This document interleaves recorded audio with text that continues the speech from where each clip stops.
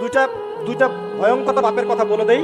এই দুইটা পাপে যারা আসক্ত হয়ে আছে তারা তওবা করে ফিরে আসলে পরেও সারা জীবন তাদেরকে এটা সাফার করতে হবে। কথা বুঝতে পারছেন না? তওবা করে ফিরে এসেছেন মনে করে, তারপরেও আপনাকে সারা জীবন এই পাপের ফলটা ভোগ করতে হবে। এক, মাদকদ্রব্য। দীর্ঘদিন সেবন করেছেন, তওবা করেছেন, ফিরে এসেছেন, আল্লাহ হয়তো মাফ করে দিয়েছেন, আল্লাহ পাক মাফ করে দিয়েছেন, বাট আপনি আপনার দেহের যে ক্ষতিটা করে ফেলেছেন এটা পোষাতে পারবেন না। এক নাম্বার। দুই, তখন আপনি যদি বিয়ে করেন আপনি স্ত্রীকে সন্তুষ্ট করতে পারবেন না। হ্যাঁ।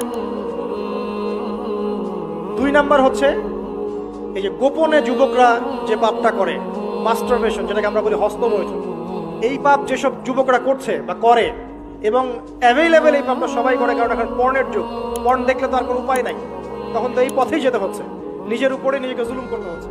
যারা হস্তমৈথুন অভ্যস্ত হয়ে গেছে এরা যদি তওবা করে ফিরেও আসে